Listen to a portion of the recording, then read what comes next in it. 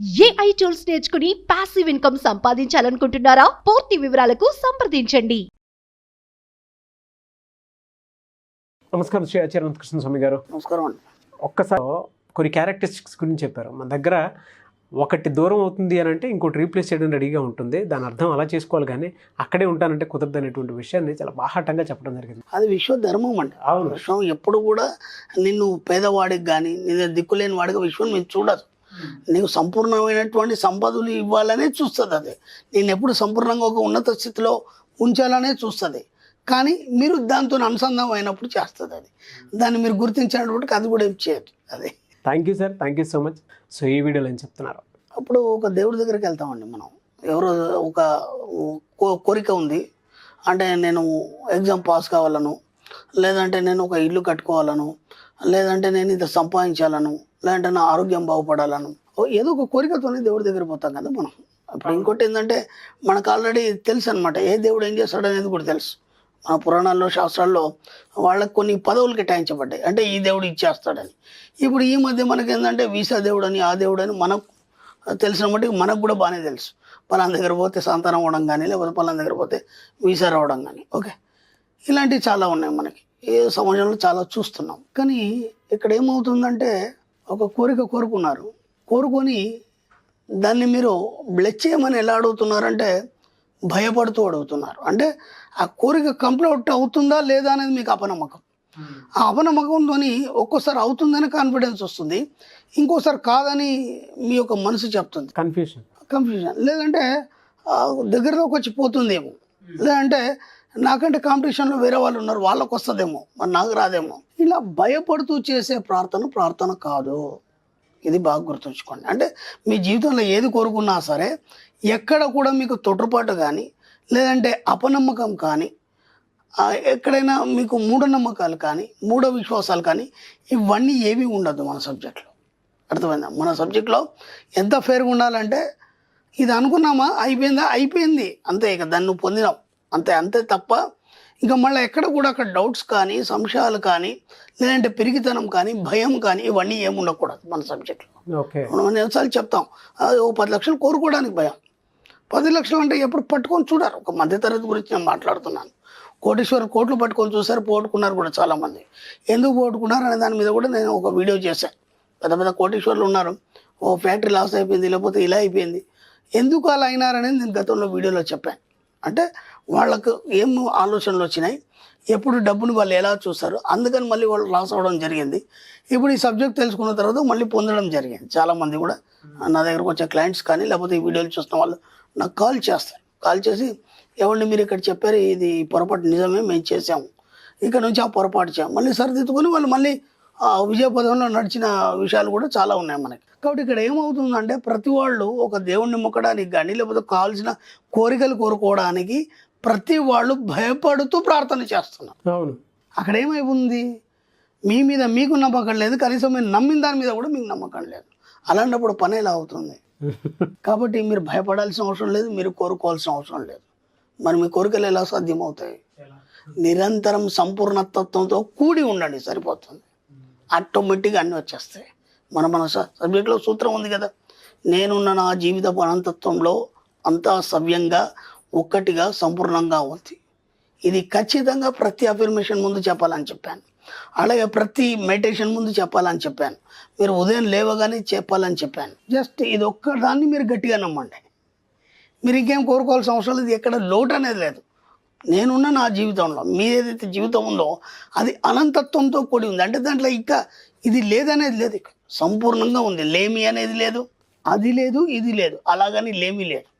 తత్వంలో చెప్తారు ఏమనంటే అది లేదు, అది ఉందంటే అక్కడ ఏం కనిపించట్లేదు, ఇది ఉందంటే ఇది లేదు, ఇక్కడ ఏం కనిపించట్లేదు, అలాగని నీకేం తక్కువ లేదు. అంటే నీ సమయానికి నీకేమేం కావాలన్నా అవన్నీ సమకూర్చడం అనేది జరుగుతుంది. ఇంకా మీరు కోరుకునే అవసరం ఏముంది, కోరుకునే తర్వాత భయపడే అవసరం ఏముంది? భయంతో కూడిన జీవితం ఎన్నేళ్ళు జీవిస్తారు మీరు. కాబట్టి ఎక్కడ కూడా భయపడాల్సిన అవసరం లేదు మన సబ్జెక్ట్లో.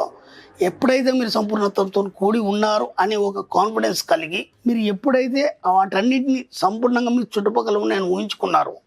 నేను ఇంతకుముందు కూడా చెప్పాను, ఒక వస్తువుని ఊహించుకున్నప్పుడు మన సబ్జెక్టులు ఏమేమి చెప్తాం, అఫర్మేషన్స్ కొన్ని. మనీ సరౌండ్స్ మీ, అంటే ఎప్పుడు నా చుట్టూ డబ్బు ఉంటుంది, where I go money comes to me easily. నేను ఎక్కడ వెళ్తే అక్కడ నా డబ్బు నాతోనే ఉంటుంది. అలా అన్నప్పుడు ఉండాలి కదా, మరి ఉండాలి కదా. లేదనే డౌట్ మీకు వచ్చిన తర్వాత అది ఎలా ఉంటుంది? ఉండదు. ఈరోజు ఈ అఫర్మేషన్ చేసిన వాళ్ళు ఎంతో సంపూర్ణంగా ఉన్నారంటే మన క్లాసులలో వాళ్ళు ఫీడ్బ్యాక్ ఇస్తారు. వాళ్ళు అంటారు కదా, ఇంతకుముందు ఒక 10,000 గురించి ఎత్తుకునే పరిస్థితి గురువుగారు మాకు. ఇంతకుముందు సబ్జెక్ట్లోకి రాకముందు ఒక 10,000 గురించి ఎత్తుకునే పరిస్థితి. ఇప్పుడు మేము ఒక బిజినెస్ పెట్టాము, ఓ 10 లక్షలు అంటే మేము అడగాల్సిన అవసరం లేదు, ఎవరో తెచ్చిస్తున్నారు మాకు. అడగకుండానే ఇలా అని చెప్పేసి మీరు ఏదో బిజినెస్ పెడుతున్నారంట కదా, మా దగ్గర డబ్బులు ఉన్నాయి తీసుకెళ్ళమంటున్నారు. ఇంతకుముందు లేని ఇప్పుడు ఎలా సాధ్యమవుతుంది అంటే వాళ్ళ పరిపూర్ణత్వాన్ని, సంపూర్ణత్వాన్ని వాళ్ళ చుట్టూ ఏర్పరచుకున్నారు. అంటే ఒక ఎక్సలెంట్ బ్యూటిఫుల్ అట్మాస్ఫియర్ని వాళ్ళు ఏర్పరచుకున్నారు.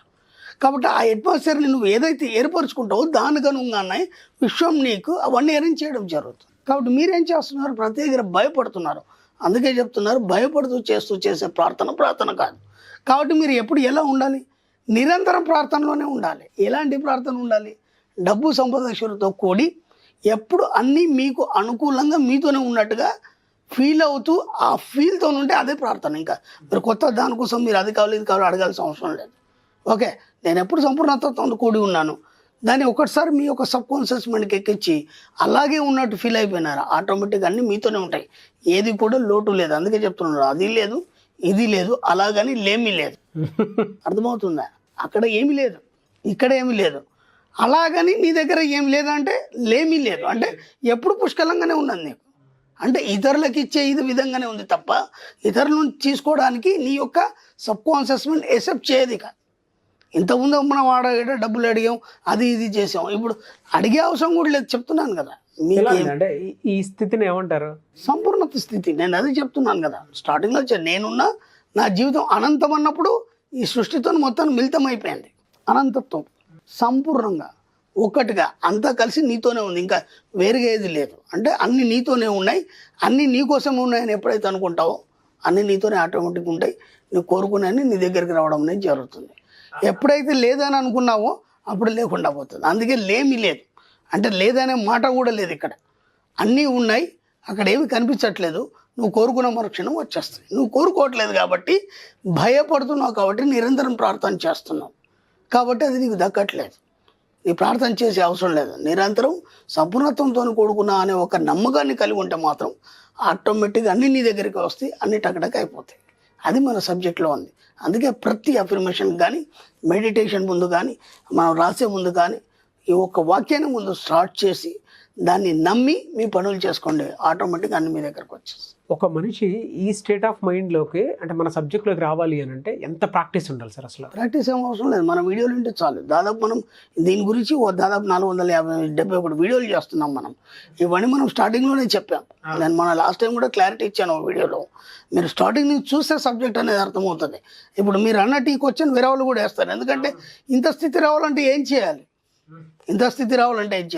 అందుకే మన సబ్జెక్ట్లో డబ్బు సంపాదించిన తర్వాత అహంకారం అనేది రాదు. మన సబ్జెక్ట్లో అందరూ ఏమంటారంటే డబ్బు వచ్చింది దగ్గర కంటే నీకు అహంకారం వస్తుంది అంటారు. మన సబ్జెక్టులు ఎందుకు రాదంటే స్టార్టింగ్ నుంచి మనం ఎలా తీసుకురావాలి, ఎలా వస్తుంది డబ్బు, దాంతో ఎలా స్టాంప్ చేయాలి, మనం సమాజ సేవ ఎలా చేయాలి, కృతజ్ఞత ఎలా చెప్పుకోవాలి, ప్రతి చెప్పుకుంటూ వచ్చాం. కాబట్టి ఇక మనిషికి అహంకారం అనేది రాదు. కాబట్టి అహంకారం రాదు కాబట్టి ఒక పూర్ణత్వంతో కలిగి ఉంటాడు తన జీవితాన్ని. కాబట్టి ఏదైనా సాధిస్తాడు, ఏదైనా వస్తుందో దాని దగ్గర. నాకు మిమ్మల్ని చూస్తే అనిపిస్తుంది సార్, ఎంత గొప్ప ప్రాక్టీస్ చేసి ఉంటే అంత అనర్గళంగా సబ్జెక్ట్ని.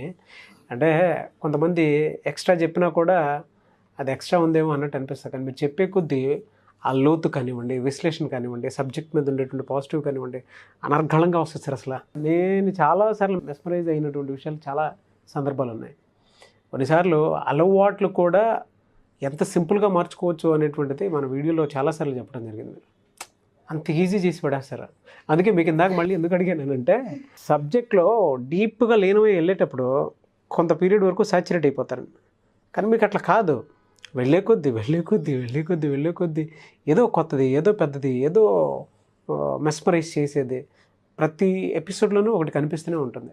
అంటే నాకు సబ్జెక్ట్ అంటే చాలా ఇంట్రెస్ట్. ఇప్పుడు నా దగ్గర ఏం లేనప్పుడు నేను నా లైఫ్ స్టోరీలో కూడా నేను చెప్పాను, నేను అనాథనని చెప్పాను, నేను పెద్ద గోల్డెన్ స్పూన్తో పుట్టినా అని చెప్పలేదు. కాబట్టి ఈ సబ్జెక్ట్లోకి వచ్చిన తర్వాత ఒక్కొక్కటి అనుభవిస్తుంటే ఆ ఫీల్ ఎంత హాయిగా ఉంటుందంటే కాబట్టి ఇప్పుడు నేను ఈ సబ్జెక్ట్లో ఏదైనా చెప్పగలను, ఎలాగైనా దాన్ని నేను అనుసంధానం చేయగలను.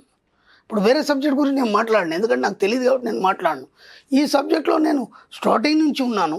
స్టార్టింగ్ నుంచి దాదాపు 471 వీడియోలు అంటే మనం ఎలా స్టెప్ బై స్టెప్ ఇక్కడ దాకా తీసుకొచ్చాం మనం. కాబట్టి ఆ క్లారిటీ నాకు ఉంది. నేను ఎక్కడేం చెప్పాను, ఎక్కడేం మాట్లాడాను.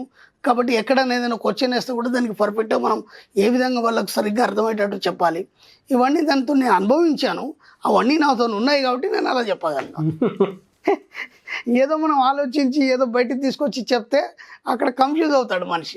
ఆల్రెడీ అవన్నీ నాతోనే ఉన్నాయి. ఇందాక చెప్పాను కదా, నేనున్న నా జీవితపు అనంతత్వంలో అంత సవ్యంగా సంపూర్ణంగా ఒకటిగా ఉంది. అన్నీ నాతోనే ఉన్నాయి. ఇంకా నేను కన్ఫ్యూజ్ అయ్యేదేముంది?